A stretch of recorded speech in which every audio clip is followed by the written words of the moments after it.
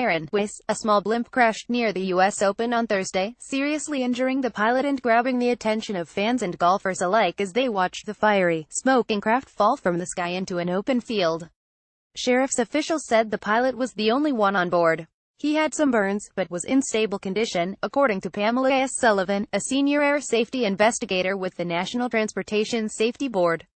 "I was teeing off and I looked up and saw it on fire, and I felt sick to my stomach," Jamie Lovemark said after his opening round in one of golf's 4 majors.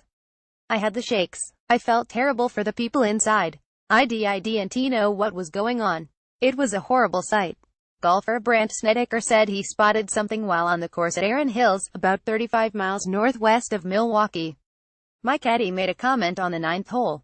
He said the blimp is not looking good," Snedeker said. "I guess it was nose down. I saw a puff of black smoke. I didn't know it was the blimp.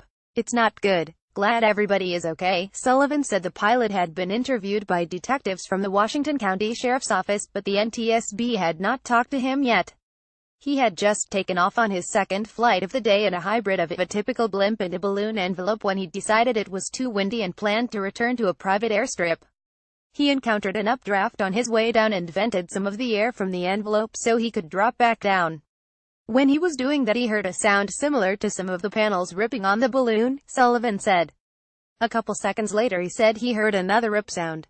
The airship pitched nose down. He turned off the manifold, the fuel to the burners. However, the envelope started collapsing and the burners were still burning the residual fuel. The envelope caught fire. Sullivan said it's her understanding the pilot was able to crawl away from the burning wreckage.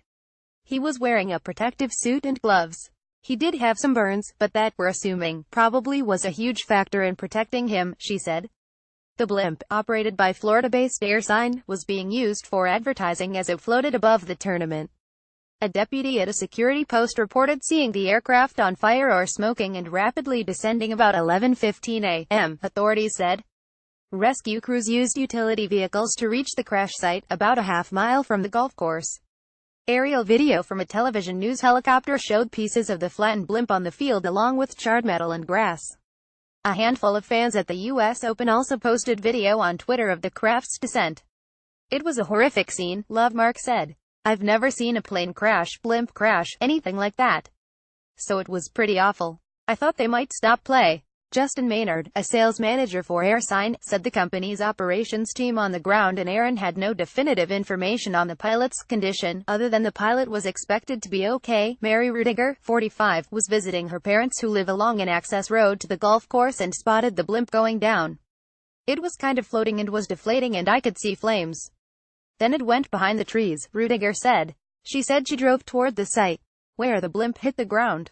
"You could see the black smoke and then there were 3 big fireballs as it exploded," she said. Associated Press photographer Charlie Riedel and AP writers Gretchen L., Doug Glass and Gennaro C. Armas contributed to this report.